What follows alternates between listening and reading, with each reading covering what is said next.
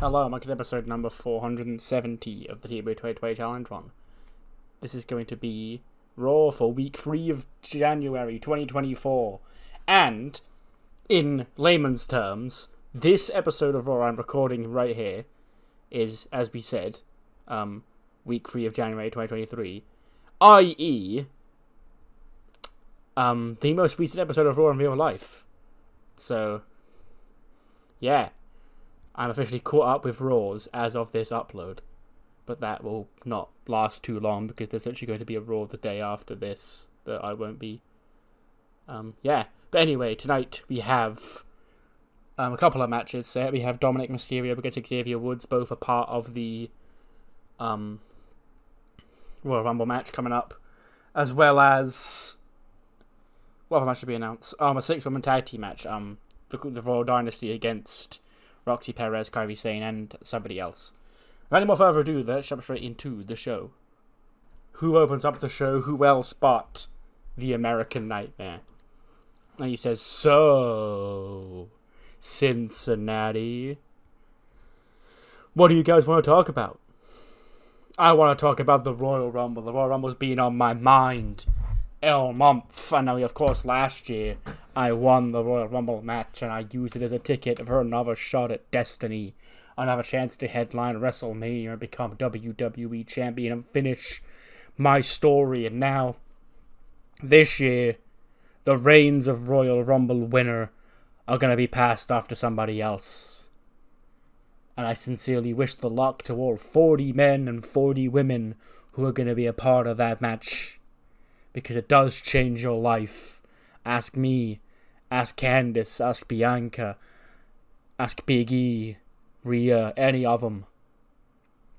But for me, my night in Chicago won't see me be a part of the Royal Rumble match this year. I've got a WWE Championship match, and I've got that match with Finn Balor. Now, Finn, me and him have had a lot of matches together, both inside WWE, outside WWE. That's not actually true because Finn arrived in WWE anyway. But yes, it's time for us to do the damn dance one more time in Chicago. And last week, I'll be honest, Finn, I wrote you out. I thought it was going to be Randy Orton or Carmelo Hayes who could get the job done in that fatal 4-way match, but you impressed me. Even at this stage of the game, Finn Balor, you managed to impress me. So Chicago, it's going to be one hell of a damn championship match. Out come AJ and Finn. I think it was Cody, thank you so much for the kind words, and all the respect you gave to me. That's reciprocated back at you, We've been together, basically. We've had your back for a while now, dating back to the days of the Paragon, that was, 9 months ago now. But Cody, I'm a different beast than I was 9 months ago. As you proved last week when you said you didn't think I was going to get the job done in that fatal 4-way. Well, I did that, Cody, and now what? Now it's going to be me and you at the Royal Rumble, and trust me, when I enter that ring, friendship, it don't mean anything. Because you're the champion, so to me, you're my enemy. And Tony goes, I wouldn't want it any other way, Finn Balor. Now, I need to not address you. I want to address AJ here. And AJ sort of steps forward and he goes, AJ Styles, the phenomenal one. You know a thing or two about Royal Rumbles too. You made your debut 8 years ago. Can you really believe it's been 8 years since AJ Styles finally stepped foot in a WWE ring? It felt surreal at the time, but now, AJ, we know AJ, we love AJ. He's been here for so long. It's hard to imagine WWE without him. And I was kind of disappointed last week that you couldn't get the job done, AJ, but Finn is obviously operating on a plane above you right now. So, AJ Styles, I've got Finn Balor at the Royal Rumble, but tonight I'm not busy. How about me and you do the damn dance here in Cincinnati on tonight's main event? AJ goes, you're wrong, Cody. On one condition. If I beat you, I've pinned the WWE Champion. And if I pin the WWE Champion, I want add-in to that championship match at the Royal Rumble.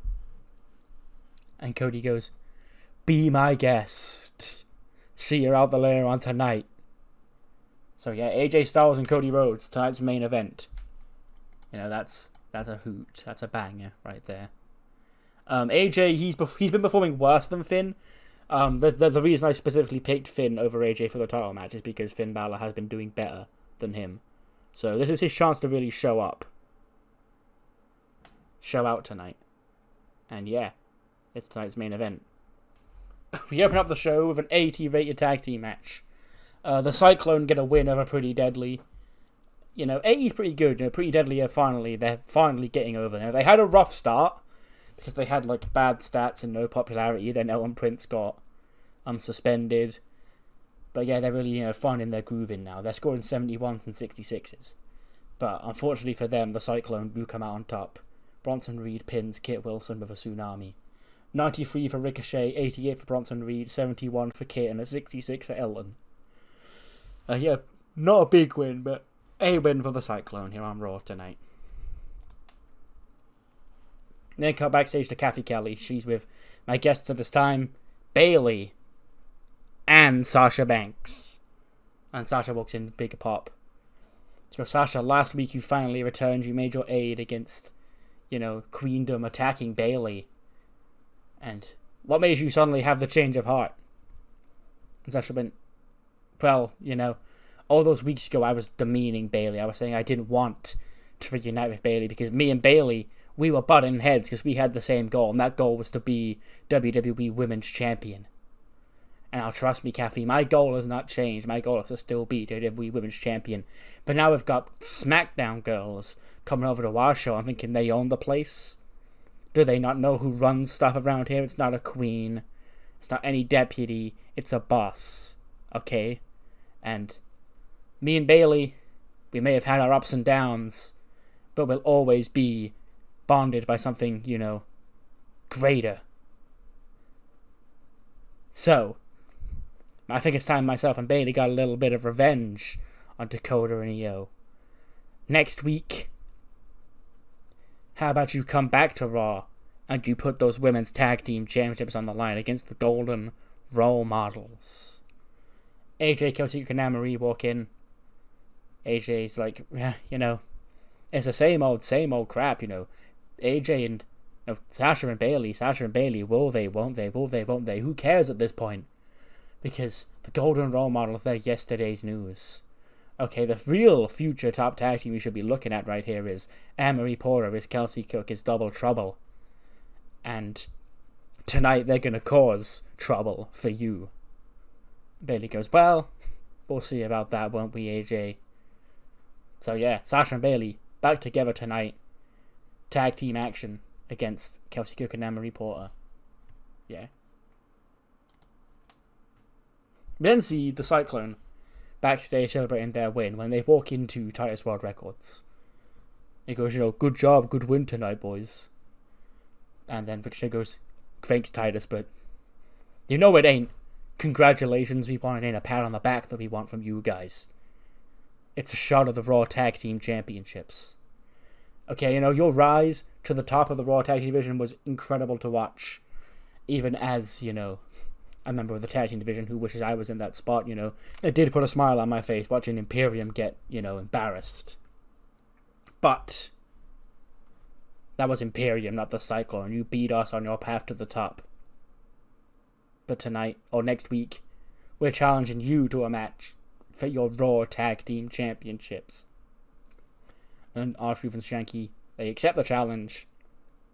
And next week it'll be Titus World Records defending for the first time against the Cyclone. They then part ways, like they both go off in different directions. And then we just see Grayson Waller just standing in the background. He's like, I don't believe this. He rings up somebody on his phone. He goes, Logan, you'll never guess what. They're giving the Cyclone a title match next week. Grayson Waller, WWE Raw. Your best mate, Anyway, as I was saying, Dave. Logan, hello? oh, weird, must be this crappy Cincinnati, Ohio reception. I've just got to... And we see him start texting somebody else as he walks off. But Grayson Waller has tried to, get in contact with Logan Paul, but he didn't seem to get an answer. He's blaming the reception, but,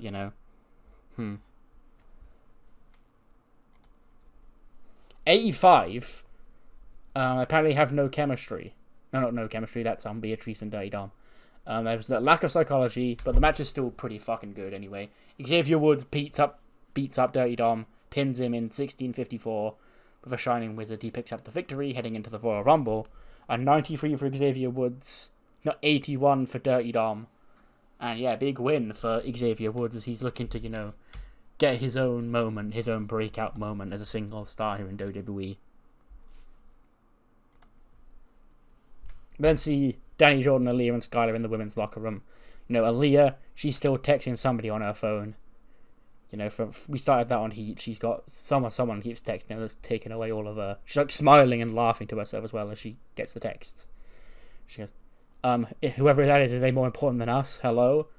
That's when Kyrie and Roxy walk in. They go, Danny, you know Charlotte better than anybody around here.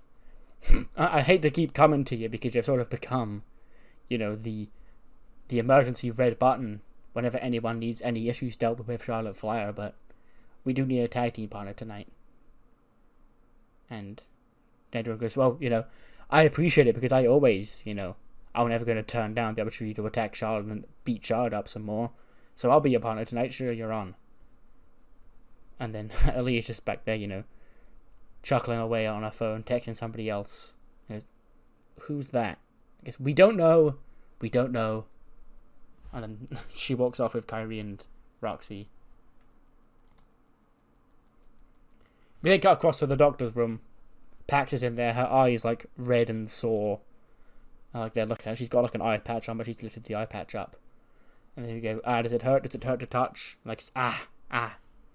And she's like, well, once Pax can wrestle, once we can clear her to wrestle, even if it's just with an eye patch on, we need to get our revenge on those witches who did this.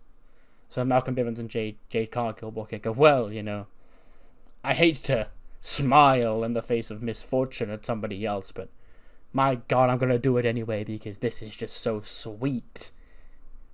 Pax should have stayed in her own lane, but instead she decided to step up to that bitch, Jade Cargill, and try and put her in her place, and now she's writhing around in pain. She can't even see. This close to the Royal Rumble, that must sting. But you see, Jade Cargill's got the Rumble to worry about because Jade Cargill's not going to be in the Royal Rumble because Jade Cargill is the prize. She's not the competitor. And Ivy sort of just says, well, if you're going to laugh at Pax's misfortune, and you want to be the prize, well, if I take that prize away from you, you'll have no other choice but to go crawling into the Royal Rumble match. So tonight, Liberty Championship, me and you. And Jade goes, you? Fine, I'll be there. And then Ivy and Tatum walk out. And he goes, can you believe the gall of that woman? Then we just hear someone off camera just go, hey.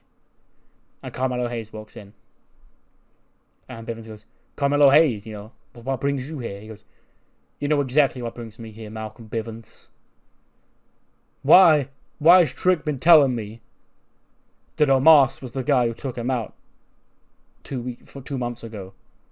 He goes, listen, I don't understand what's going on here. I think there's some janked up thing with the footage. I think Adam Pearce still holds that agenda against me for 3 years now when, I tried to take his job because I was such a better general manager than him. He's trying to set up the Nigerian giant Omos. Carmelo goes, well, I don't believe that for 1 second, Bivens. I think you're guilty. I think you're a rat. I think you were the one who took out Trick. You ordered Omos to get him. He goes, why would we have issues with Trick Williams? Okay.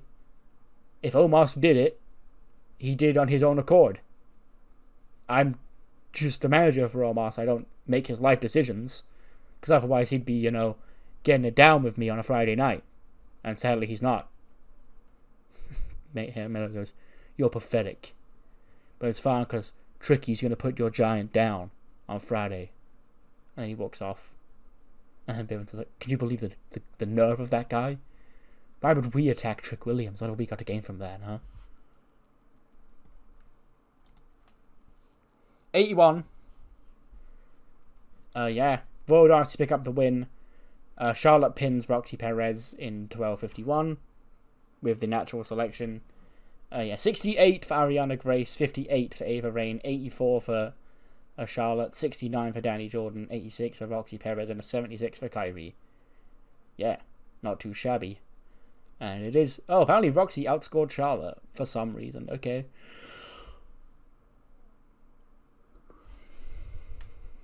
But yes, it is Charlotte, Ariana Grace, and Ava Raine who pick up the victory here tonight. We then see Batista in his office, and Chad Gable walks in with Anthony Ogogo by his side. And he goes, Dave, I'm ready to step up here on Monday Night Raw. And I've had a pretty good run of things around here. I've been the Intercontinental Champion. I've been United States Champion. I've been Tag Team Champion. There's only one championship I'm away from completing that Grand Slam, and that's the World Championship. And I'm going to start my quest to becoming World Champion at the Royal Rumble in Chicago when I'm victorious in that match. And I punch my ticket to WrestleMania and I face Cody Rhodes for the WWE Championship. Thank you. And Batista's like, well, even with 40 guys, the field for the Rumble is quite crowded. So, unfortunately, Chad, I can't just hand you this spot because we've got a lot of spots used up right now. So you have to earn your place into the match. And he goes, great, who am I facing? Batista goes, Randy Orton. Gable goes, Randy Orton? Fine, I'll beat Randy Orton because I knew getting into the Royal Rumble wasn't going to be easy. Okay? If I've got to go through a guy like Randy Orton to get to the Royal Rumble, then so be it. Because if I can't get through a guy like that, then I quite frankly don't deserve to be in the match in the first place. I won't let you down, Dave. Thank you. But then get sort of a flashback, quick catch-up of the My Wrestling Academia boys, because we need to catch up on our pendant lore. Because it's going to be a key focal point going forward for the next 2 months. It's just a flashback of, Saray in Japan. Meeting up with her grandmother when she first got given the pendant, and it's the lore. But it's all in Japanese, but it will be subtitled. And it's for years, the people of Japan were always under threat by a lot of evil ne'er-do-wells who were looking to take over. And the government was doing nothing, those in power were running scared of a bunch of vigilantes who were looking to rule the kingdom and take over it as their own. And thus would have sparked the end of the modern nation we'd know as Japan. But then, out of nothing, some magical force, sprang to life, and it helped one lucky civilian who was brave enough to take a stand against these roughnecks. It granted her any power she wished, and she single-handedly defeated the nation of vigilantes and saved the Republic of Japan. But in doing so, in the process, she sadly passed on. And the pendant that we have today, the pendant that we passed on through generations, Miles only a trinket of that power. Obviously, you can't do supernatural powers and shit with it, but still harnesses the power to put those in control of it in favorable positions and aids to victory and grants basically any wish within reason. But if it falls into the wrong hands, it can become a dangerous weapon. So I must trust you, Saray, that you must never let this fall into the wrong person's hands. And she's like, I won't. It's like, well, that's good because, the original holder passed on once she was defeated. So if this pendant is destroyed, it's got family ties with generations through generations through generations. And if it's destroyed, who knows what effect it will have on you and the holder, should they become too powerful. And then, like, we see a clip of young Saray taking it, and, like, it's shining in her hands, and she's smiling. Yeah. And then cut from that to a juxtaposing pre-tape from fucking a monologue in Japanese about the power of a fictional pendant to two women doing gymnastics in a gym. Sol Ruca and Zoe Stark are sort of like doing Rumble shit. They're preparing for the Rumble, and Zoe Stark's watching Sol Ruca do like all her gymnastic shit, like those weird hops where she'll like land on one foot. She's like, see, if I'm eliminated, I can just do this, so I can land on one foot, and I'll still be in the match. Like we see her like using the ropes, like survive and shit, but she's basically practicing a bunch of like cool ways to survive in the Royal Rumble, and Zoe Stark's just watching on, like confused, going, well, I guess I'd just be eliminated in that scenario, but hey, good luck, girl. It's all yours. 75. That's actually not bad. Ivy Nile and Jade Cargill gets a 75. We managed to actually run a match where it doesn't get dinged for psychology with these two in it. And yeah. Jade Cargill does win in 8:47 to make defense number 6 of the Liberty Championship. She gets a 66, a 65 for an Ivy Nile. So why did this get a 75? I'm not going to complain, but yeah, that's a fast jump in rating. Let's see, Kathy Kelly. She just doesn't say anything. She just shakes her head and goes, ladies and gentlemen, Christian. And he walks in, shit-eating grin. He goes, Kathy Kelly, you're never excited to see me here. Despite me being the best here on Raw, the biggest star here on Raw, and future Intercontinental and WWE champion, the kind of which the Ultimate Warrior has only ever seen. You gotta be showing me a little bit more respect. Because I'm gonna win the Royal Rumble, and I'm the biggest star left here on Monday Night Raw. And because what? Because you don't like what I say about Edge? You're gonna disrespect me? And Kathy goes, no, I just, never mind. And Christian goes, you just what, Kathy? Huh? Is your father dead too? Is that why you're taking such a stance against me? Huh? Maybe if you weren't such a little disappointment, a terrible interviewer, and a 3 out of 10 at best, then maybe you wouldn't be so disappointed to see me. But maybe if you were better at your job, then we could have a discussion like a normal human being. And then Otis walks in. He goes, hey, leave the pretty lady alone. And Christian goes, oh, what, fat boy? He goes, well, you haven't defended that Intercontinental Championship this month. And Christian goes, of course I haven't. Why would I do that? Also, I did. I defended against Edge. So, yeah. Go hit the bricks. And he goes, how about next week? Your right hand of justice over there takes on Noser for the Intercontinental Championship. Christian goes, what? Don't be so pathetic. Why would we give you a title shot? Dijak then steps in front of him and goes, you're on. See you next week. And then Dijak walks off. Christian goes, I guess we're on. And he leaves. Dirty Dom, he's having a hissy fit backstage. He's being a proper brat, throwing boxes around and shit. Kicking walls and like kicking boxes and shit. The other members of LA Extreme sort of like keeping their distance. Like almost embarrassed to be associated with him. And he like starts screaming into the camera. He goes, hey, this time was a fluke. Okay, I promise you I'm going to win the Royal Rumble. Okay, 2024 is going to be the year that Dirty Dom becomes world champion. And Xavier Woods, he better hope that I don't see him in that match. Because I'm going to remind him from where I came from. And that's from the streets. Okay? Because I'm going to be on my A game. I was not on my A game tonight. I will be at the Royal Rumble. And nobody who's not on their A game, is going to be able to top me. Because I'm Dirty Dom. And I've got all these guys by my side. It's going to be a great Royal Rumble match for LA Extreme.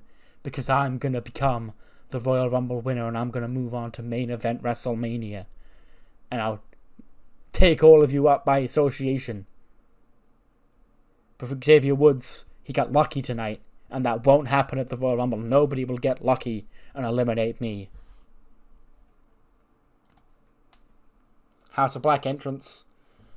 Black and Brody King, again, part of the ways to let Ciampa make his way down. Mask, face paint, all that jazz. And he gets a 47. He just destroys another local guy. Some guy called Baron Visser. He beats him with Willow's Bell in 2 minutes. 65 for Ciampa, 14 for Baron Visser. Then after the match, Aleister Black's on the mic. And he goes, I see Johnny Gargano has made the wise decision. He's made the decision to let Ciampa be free, rather than to keep neglecting him the way he did for all those years as part of that damn tag team. But now, if Johnny's gonna be too much of a coward to come and finish this fight, we've got to pick a new fight. And I know who I'm targeting, because I won't stop targeting until the weak on this Raw roster become the strong. Cut from that to Johnny Gargano backstage. He goes, a coward, huh? Aleister Black has called me a coward. Listen here, Aleister Black. Okay, I know we've got a lot of history together, and you've beaten me basically every single time, but I'm not a coward. I'm not scared of you. The reason I'm not going to fight Tommaso is because Tommaso is my friend, okay? And Tommaso did what he did in New Year's Revolution for me.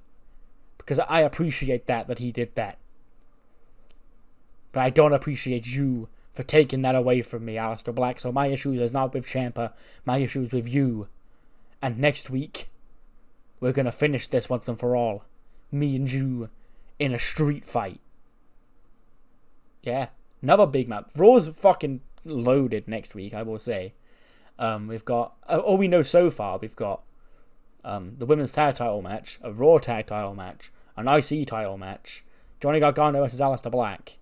Yeah, fucking absolute packed show. We didn't get this, which is, a pre-tape. It shows Becky going home, or to wherever her local gym is. Probably not all the way over in Ireland. Actually, no, fuck it, yeah. That makes Rhea an even bigger hater. So yeah, she's gone all the way back home to Ireland to train, wherever she does her training. Get a training montage of Becky in the gym. When we tape it, Rhea comes storming in, mouthing off, going, nice place you got around here, great stuff, truly great stuff. And then she starts to mouth off to Becky, going, it's glad you've got this side hobby. You got this nice place to, retreat to. Because once I beat you with the Royal Rumble and you become a retired ex-wrestler, you're going to need to fall back on places like this. I do the place up first because it's a little bit, of a mess in here. But hey, at least you've got something. But it's going to be embarrassing, when the other wrestlers in here look up to you as an inspiration and go, hey, Becky, how do I make it to the very top of WWE? And you've got to say, I know how to get there, but I don't know how to stay there. Because you know who is always on top? Mommy. And then she goes to leave and turns around and just slaps Becky in the face. And then a brawl breaks out. Becky and Rhea start brawling around the gym. And then eventually Rhea Ripley just leaves her laying, hits a riptide on the floor or something. It just hits a wrestling move in the middle of an actual brawl in a gym. Because that's funny. That pops me. 80. We take that. Okay. That's fine. Sasha and Bayley do pick up the win. Sasha pins Kelsey Cook with the interest rate in 14 minutes and 9 seconds. 76 for Bayley, 85 for Sasha, 64 for Kelsey, and a 72 for Anne-Marie Porter. And yeah, Sasha and Bayley are back. Big win here tonight, and they've got a big tag team title match in the main event next week. We then cut back to the Royal Dynasty, and they go, see, I told them, Roxy and Kyrie, that they're not on my level, okay? We still run Monday Night Raw, the Royal Dynasty. And after the Royal Rumble, when I become a 2-time Royal Rumble winner, the first ever woman to win it twice, might I add, I'm going to get my championship back from Rhea, or God forbid, Becky. Because, you know, I've beaten Becky enough times in my career. Then Ariana Grace goes, yes, you have my queen. And that is the determination that drives me and Ava every single day. When we wake up and we think to ourselves, man, wouldn't it be great to be Charlotte Flair? And at the Royal Rumble, it's going to be great seeing you toss 38 other women over the top rope to the floor and really cement your way to get to WrestleMania. And Charlotte goes, 38? There's 40 women, not 39. He goes, oh, of course, I know. But you see, the other woman will be me. And you're not going to eliminate me, Charlotte, because I'm going to win the Royal Rumble, because it's my goal to change this place for the better and finally become women's champion. Charlotte's like, yeah, good luck with that. And she walks off. And then Ariana's like, hey, don't walk away. She turns to Ava and goes, you think I can win the Royal Rumble, right? You're a believer in me? And Ava just rolls her eyes and walks off. But Ariana Grace is not going to be deterred. She's still sitting there smiling. J-Flo. Last we saw of them, they were getting kicked out of cars when they were hitchhiking their way to Chicago. And then we see like this, like, beaten up, like, old van come up with some old guy driving. He goes, how can I help y'all? She goes, Chicago, take us now. And the other four behind her are like looking at the van, looking at the guy, like, oh, yeah, this guy seems kind of sus. And the old guy's like, I know Chicago. I can take you Chicago real nice. It's like, yay, let us in then, let us in. Mackie opens the car door, sits in the front next to him, that's like smiling at him. She goes, come on. And then the other four hesitantly get in, but don't really trust this guy.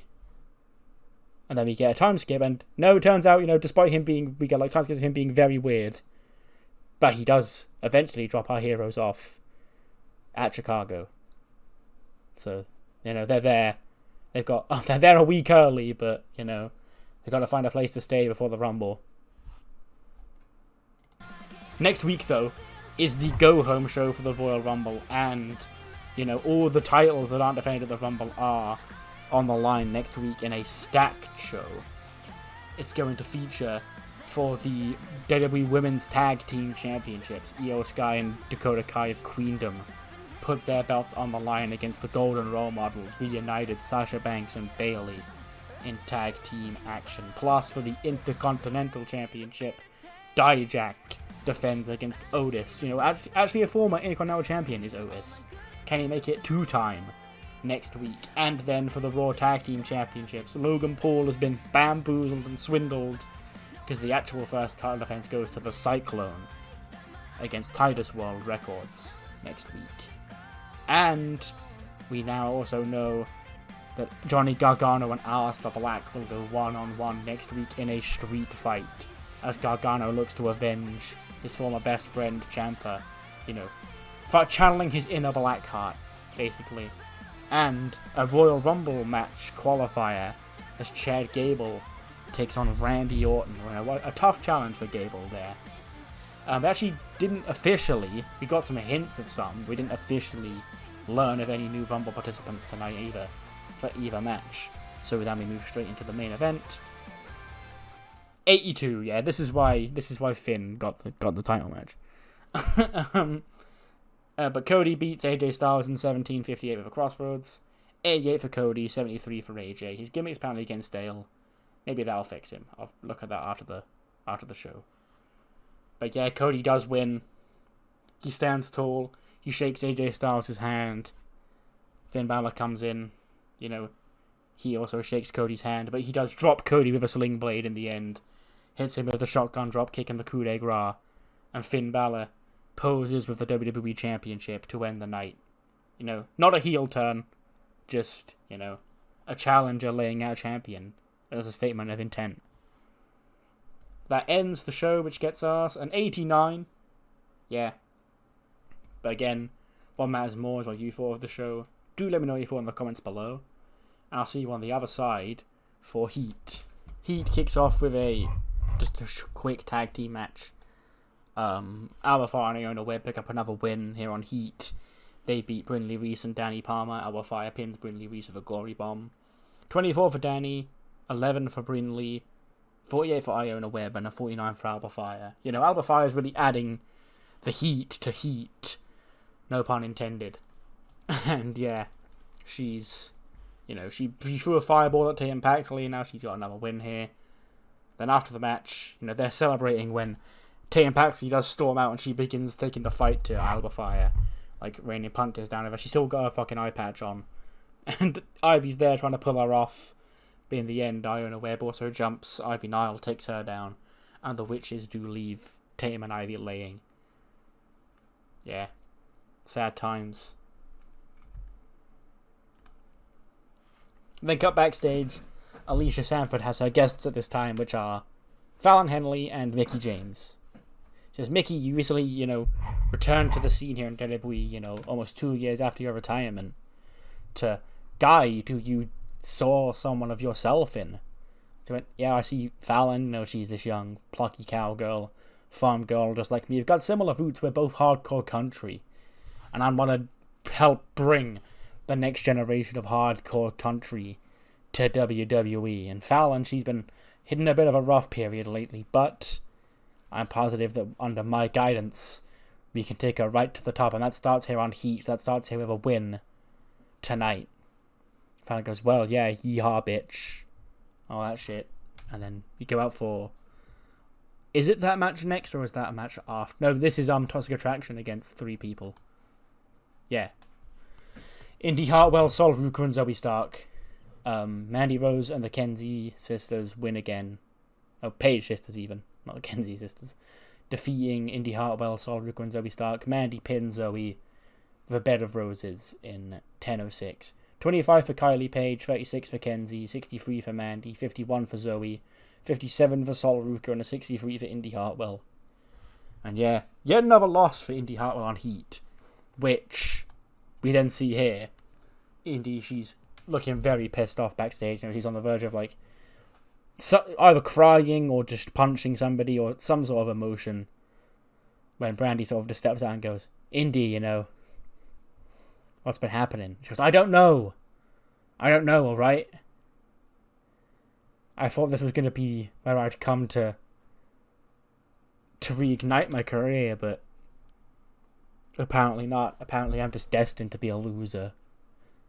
And she storms off, and Brandy goes, well, I better go check up on her, and then quickly goes to follow her along.